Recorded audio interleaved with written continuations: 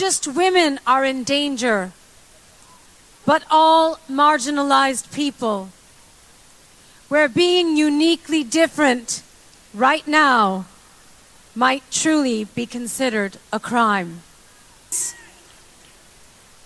It seems as though we had all slipped into a false sense of comfort, that justice would prevail and that good would win in the end.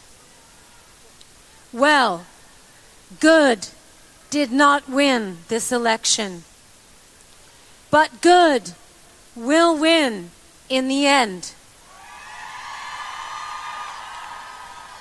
So what today means is that we are far from the end. Today marks the beginning of our story. The revolution starts here. The fight for the right to be free, to be who we are, to be equal. Let's march together through this darkness, and with each step, know that we are not afraid. That we are not alone. That we will not back down.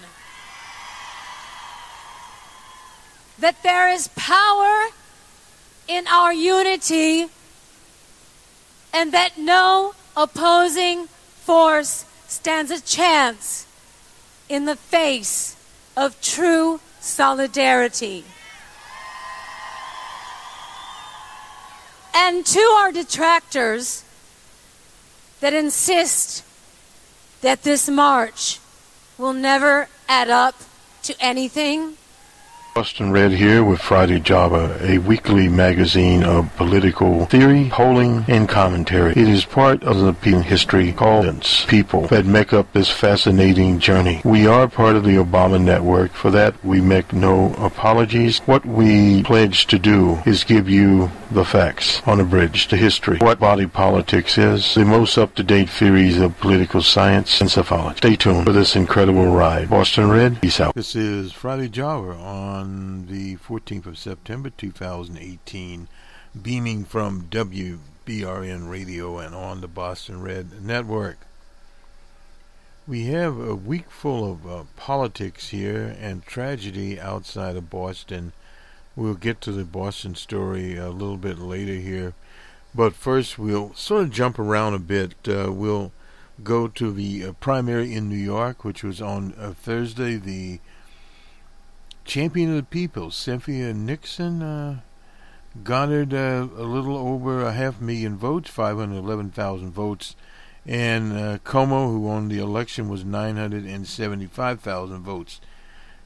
He spent over $25 million, and Cynthia Nixon raised about $3 million, and way over $25 million that he was able to win there, getting 65% of the vote.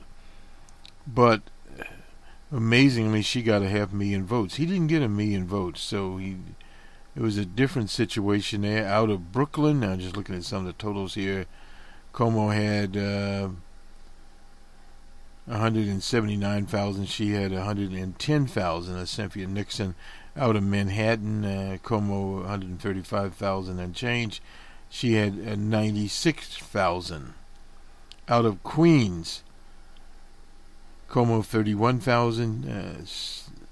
Ms. Nixon 48,000 there. And out of the Bronx, it's a tragic situation there. Cuomo had 102,000. She had just 21,000. Out of Nassau, she had 20,000. Cuomo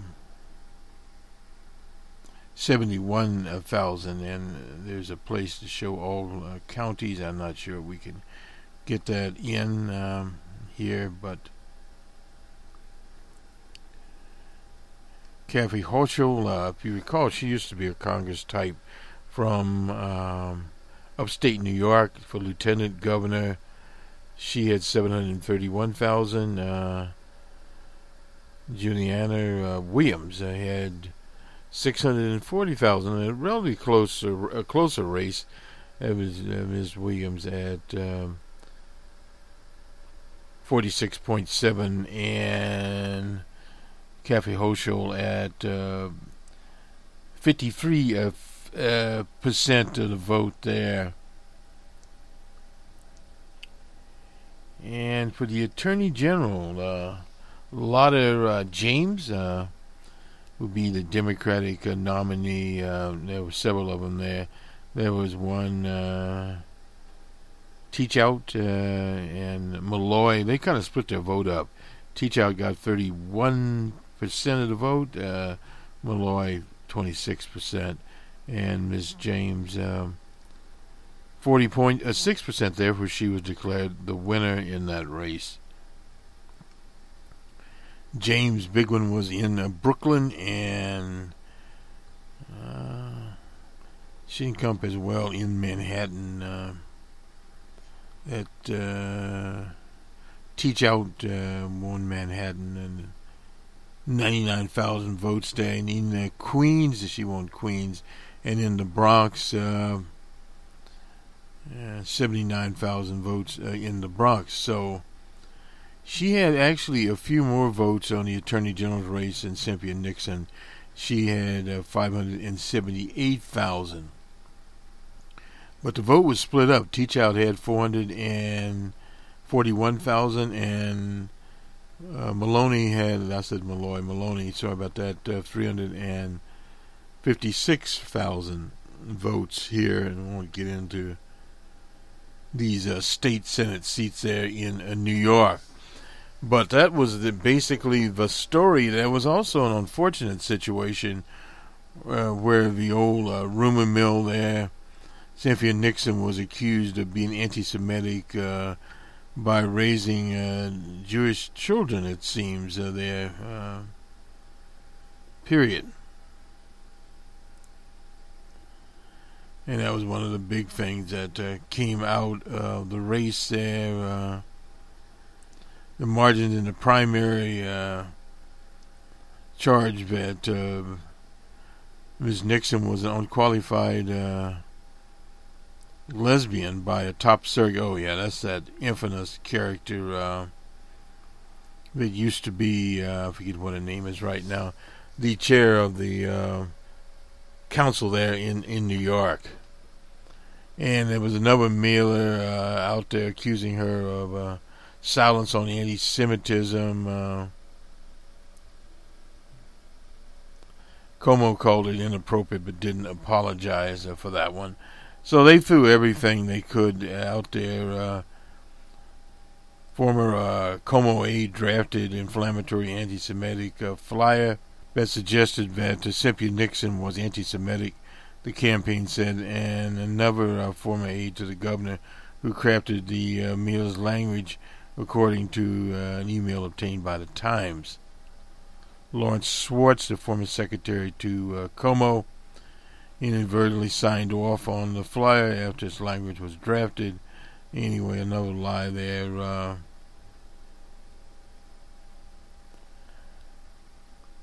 Outlined the text. Oh, this was on 7,000 before Rosh Hashanah. Days before the primary. Cynthia Nixon does not want to fund Yevets. Cynthia Nixon is pro BDC and has been sounding anti-Semitism, misspelling anti-Semitism.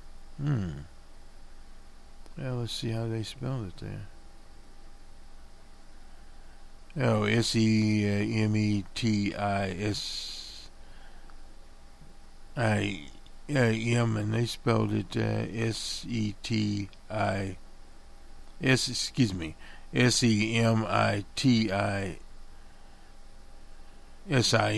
Oh, okay, yeah, that is a common misspelling of the word. He left the E out. Anyway, he was a liaison to the Jewish community, supposedly here.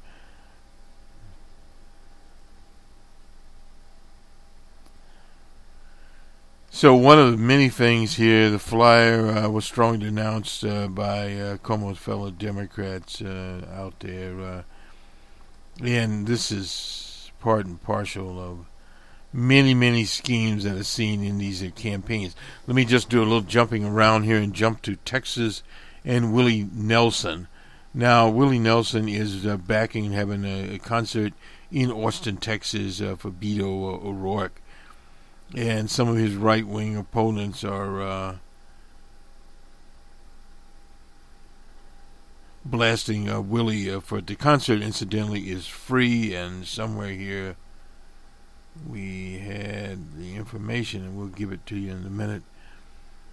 This is the scheduled to perform there. Joe Iola, Carrie Rodriguez, Termanica Jones, and his sons Lucas and Micah Nelson. That'll be at the on September 29th at the Austin Auditorium Shores, wherever that is. Anyway, the tickets are free, so definitely you'd want to get to that particular concert. Let me let you listen to a little bit of this. Democratic Senate candidate Beto O'Rourke. Dozens of people weighed in on Willie's Facebook page on Wednesday after he shared a story about the upcoming rally in Austin. While some people told Willie he needs to stay out of politics altogether, others threw insults at the music legend. Still, some others applauded Willie's contribution to the 2018 campaign. The event is set for September 29th at Austin's Auditorium Shores. Oh, that's very good. Willie is 85 years old. One of the things to remember there, being 85 years old. Tom Cook, only on 13. Anyway, we'll let Tom Cook go there, and we'll move along here to confusing and ominous work requirement leading to loss of Medicaid coverage in Arkansas. This is from the Rewrite, one of many. The assumption of personal responsibility that is underlying this policy does not necessarily take into consideration the challenges people are facing on a daily basis, as is from Jessica Green, a health policy professor. Thousands of Medicaid recipients in Arkansas have lost their coverage for the rest of the year after failing to meet the state's new Republican-backed work requirement. Some don't have health care today because they never knew about the stringent rules. Jessica Green, a health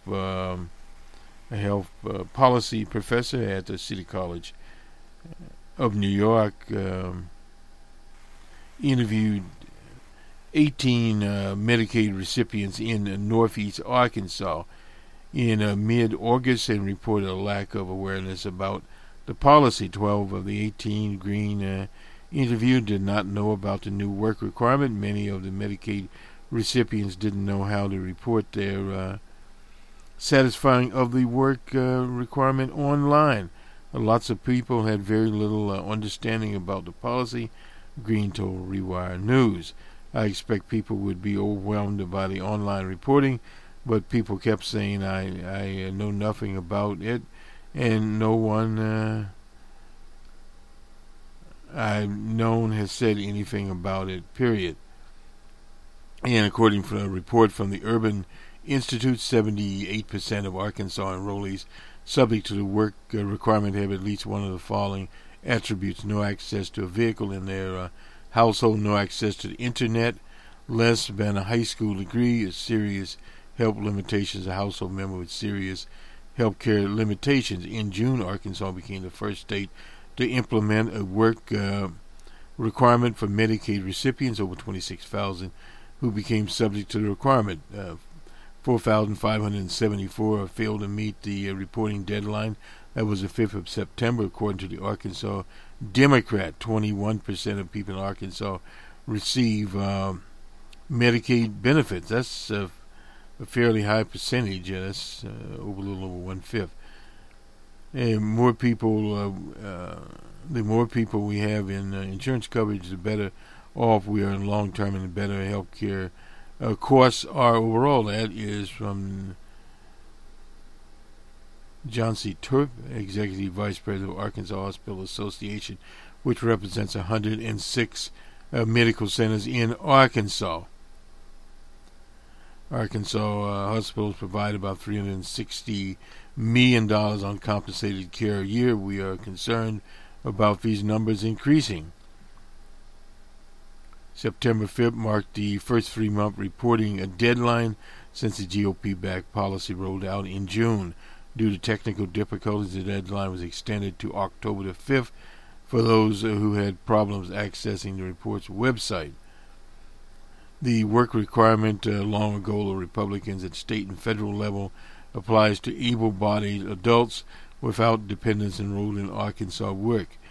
The state version of Medicaid expansion, in which Medicaid pays premiums for people to access private health care insurance on the health care marketplace. The policy today applies to enrollees between the age of 30 and 49 and will expand to those in 19 to 29 next year. Once fully implemented, the work requirement applies to more than half of the 265,000 people enrolled in Arkansas Works.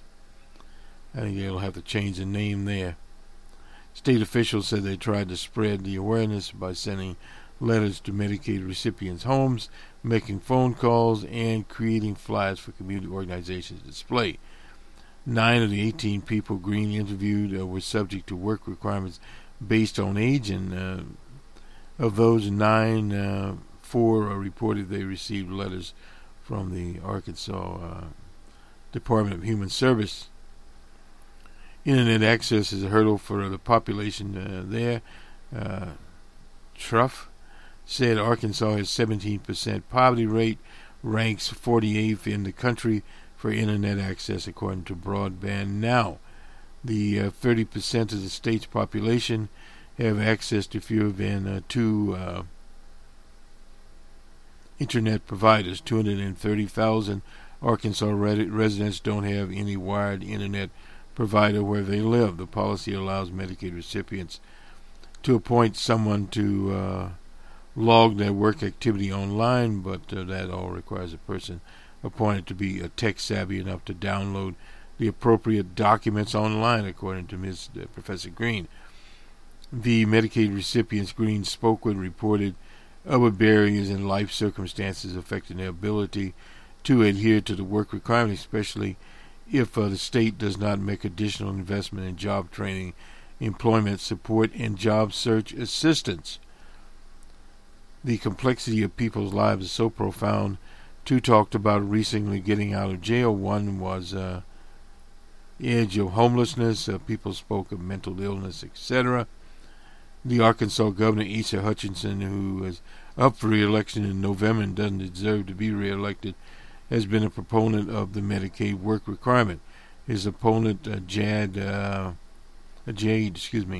Henderson, opposes the requirement, saying on Facebook, at best, this is a stunningly poor policy, and at worst, it is an intentional effort to deprive some of our neediest people of health care. No doubt about that.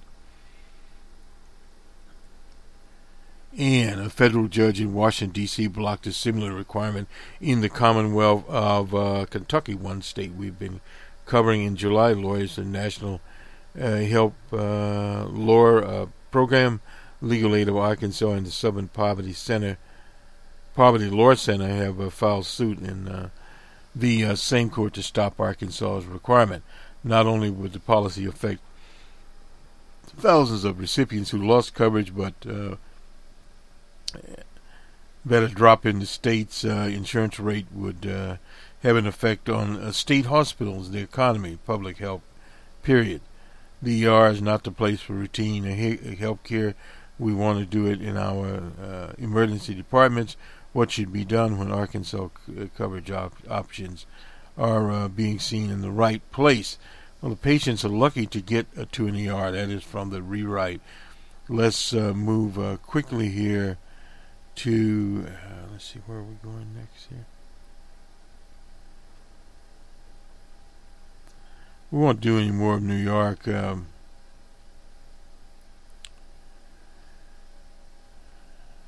At this point, we'll move to Larry Sabato and company. And let me just... We have a bunch of polling here, but firstly, we want to... Well, we'll do this, and then we'll move to the disaster outside of Boston, Indiana, I believe it was.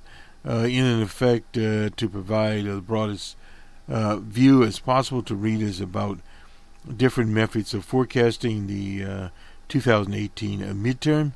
We have been featuring models from respected political scientists that aim to project the next seat change in the House of Representatives. So far, the Crystal Ball senior columnist, that's Dr. Amowitz, from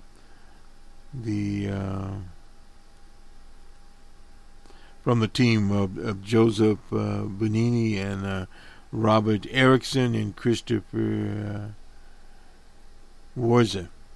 Both suggest that Democrats are favored to retake the House. This week we're featuring two more models from James Campbell and the team of Charles Tienan and Michael Lewis Beck. We've featured him before, and they too forecast a Democratic takeover. On Tuesday the 6th, 90 million Americans, around 40% of the eligible, will give their take on this. The whole House, 435, are up for re-election. The midterm history, we know that presidential parties routinely lose House seats. The presidential party has lost House seats in all but three, 1934, 1998, and 2002 of the 29 midterms since 1900. The congressional arithmetic, the number of seats each party holds and needs to win to achieve a majority. The congressional arithmetic, I guess they don't call it math. Anyway, 2018 also is important context of these elections. At first glance, current party divisions would seem to favor the Democrats in the Senate and Republicans in the House. The prospect of Democratic majorities are just the opposite, greater in the House, to a lesser degree in the Senate. And then the political climate, that is the history, but how is the current political climate steering the electorate? Despite strong economic growth, GDP at 4.2. Now that was in Q2. Federal income tax cuts and a low and declining unemployment rate, under 4%, about 3.9. The political climate leading into the midterms seems to favor the Democrats. As an important indicator is the president's rating. They paid a lot of attention to that because Barack Obama was elected. I believe he was in the mid-40s at best. Nonetheless, good news for Republicans is that then candidate Trump's numbers have been high, had not been high in 2016 when he elected. That is actually true there. G.W. Bush, whose approval rating had been inflated by a desert storm in 9/11. Well, that did make a difference there. Trump's Gallup approval rating started at about 40%. Here are the forecasts here, and we'll get to those. Professor Amowitz on the 24th of August. He is Republican seat change in -30 for Professor Amowitz. Erickson, Bafumi and company on July the 10th, a -27. Campbell, a -44, and the same for Lewis Beck and company. All of these are in August. Things can change. I wouldn't put as much stock into these at this time. Now, tomorrow night on The Week That Was, we'll talk more about polling. We were going to have a special on polling, but not a special. Let me just turn here to the fire in outside of Boston. Gas explosion. This is it. This Andover, Mass. 8,000 people were driven from their homes in the suburb. A series of gas explosions on clear Friday, when they will go back. The blast killed at least one person, injured 12 more, destroyed dozens of homes. Another building in Andover, North Andover, and Lawrence, Mass. Residents were evacuated and should expect the restoration process will take several days. That's according to Andrew Maylor, the city manager of North Andover. Firefighters raced for hours from one blaze to the next. And this is an incredibly difficult day. That's from old Charlie Baker. We're just really not, the National Transportation Board is investigating it. But other than that, we don't know much about what is going on.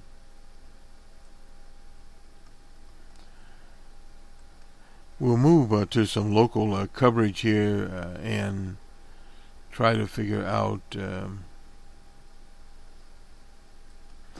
what actually occurred there. We just don't have a lot of information. Injured 20 now. This is from the local Fox station here, and there's also a live blog. We'll get to the Globe's coverage in a minute here. And something out of Lawrence is just showing a lot of. We'll put one of these firefighters, see if we can. Coño, qué jodienda.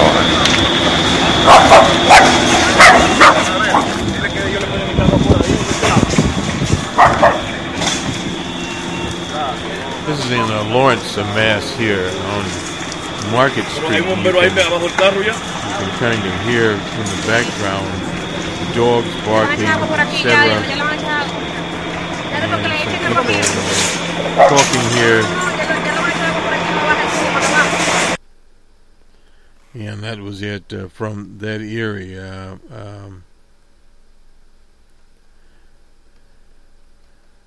There's a very, very strange situation where you have as much going on. And this story, no doubt, has been covered all over North America and the world, because it is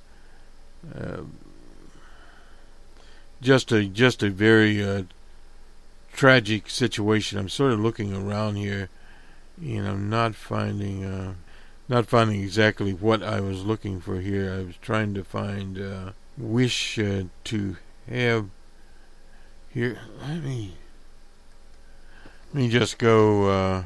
This story here by Joshua Miller and Danny McDonald. More than 60 fires, at least 3 explosions rocked the Lawrence and again North Hanover and Hanover. The Merrimack Valley community knocking down the anyway. Shut off 8,000 gas meters. I mean, this is a very, very big story, no doubt about that. National Grid was turned off. I mean, this, I almost want to say fantastic, but it's usually something you don't see right away. Anyway, this is a headline here. One dead, many questions in the Merrimack Valley. Spurt of explosions, no doubt about that. In the Globe, teenager in Lawrence died after collapse. I mean, this is a tragic. Evidently, this is the same story we were looking at there, and just be described as a tragic situation. 25 injured. That's the latest we have coming in here. They haven't determined the cause of this fire as of yet, and it probably will take some time before they discover a cause for the fire. And at the same time, we have Hurricane Florence on the move. reaches shore is expected to make landfall very soon. Now, that is in North Carolina. 300,000 people are without power in the state of North Carolina. So we have a lot of climatic type of things going on here all at the same time. Let's just check on our time here. We're doing okay. Out of Dallas, Texas, had a sad note. The funeral of Botham Jean, and we did an edited version of it, and we'll get it up. But while all this was going on, a search warrant was filed, a number of search warrants were executed. Nonetheless, the attorney is very, very concerned about that. The slander that was put upon his name there for the warrant, because the warrant specified some cannabis was found in the apartment, but along with other things, sort of very peculiar police vests with police on it, and more than ever, it appeared more than one vest was found in police paperwork. Now, I'm sure Botham would have not had police paperwork. He could have had a bullet resistant vest, but not with police on it. It seems a very, very unusual situation there, and we, of course, will monitor the story, because this is one of the things we don't usually have here. We were tuned in. This is for the Dallas Morning News. We'll look at the funeral here, but this is just now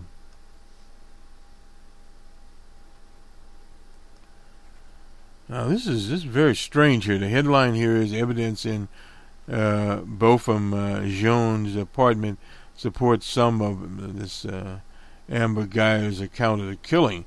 Evidence from the apartment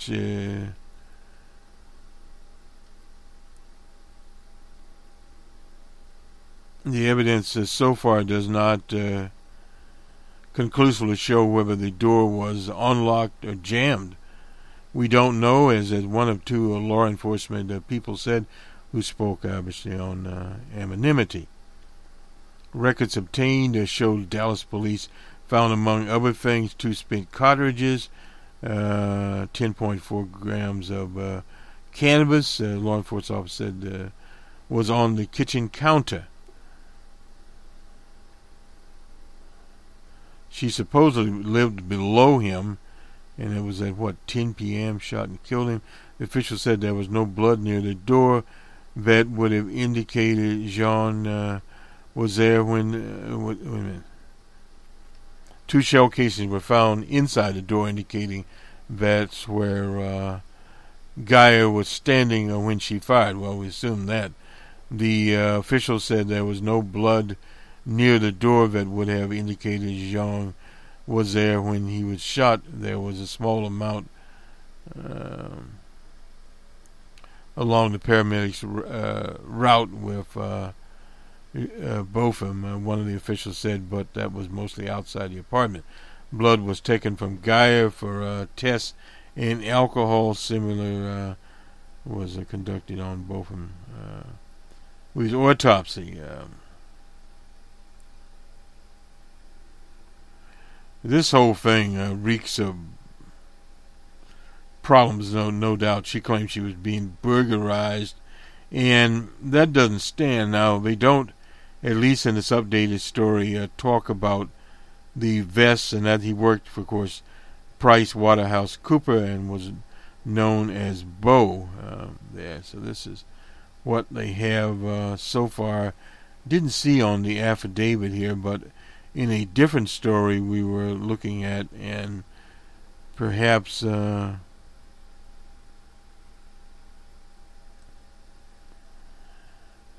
see.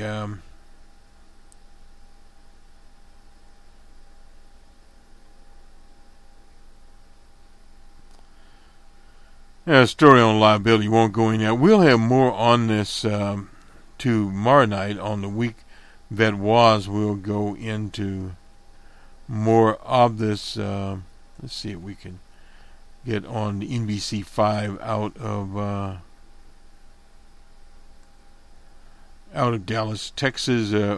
Here we go. This is the warrant here listed. Property seized from Beaufort Jean's apartment, and this is what they got. We talked about the cartridges, a laptop computer, a black backpack with police equipment and paperwork, a lunchbox, black ballistic vest with police markings, and a key and medical aid equipment.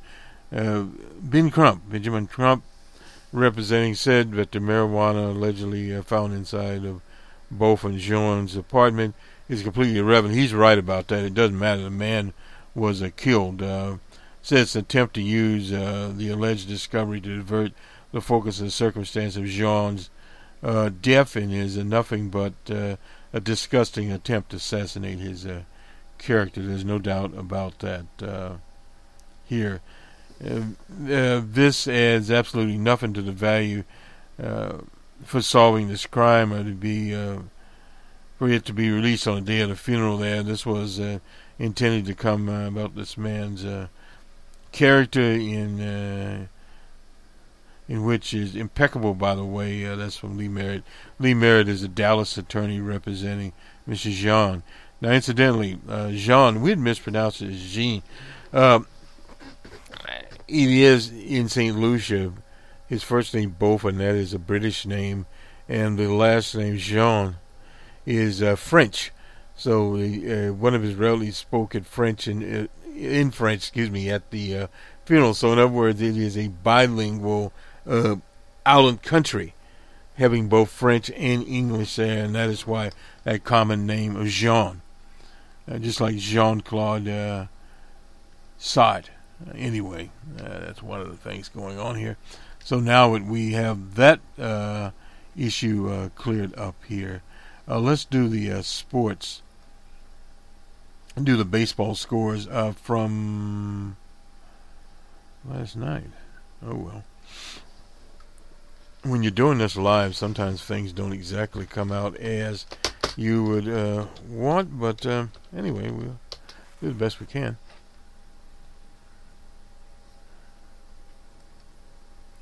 And we'll get the baseball scores from last night. We'll have, tomorrow night, we should have the college football scores. We've added that as a feature. We're not covering the NFL, so as long as the boycott is on, it's not settled as of yet. Here are the scores from the 13th, which would have been on Thursday. The Diamondbacks were in Denver, Rockies at 10-3. The Marlins were in New York, Mets 4-3 in that contest. And in 10, the Cubbies were in Washington, D.C. Cubs 4-3 over the Nationals. Again, the Marlins-Mets make-up game there. The Mets 5-2 over the Marlins.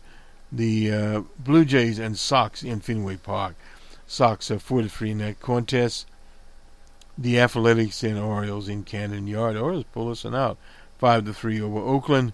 The Dodgers and Cardinals in St. Louis. Don't see this happening very much. Mr. Kershaw was a winner there. 9-7 was the score. The Dodgers had 16 hits, 2 errors, and the Cards 12 hits, no errors. We missed that game, unfortunately.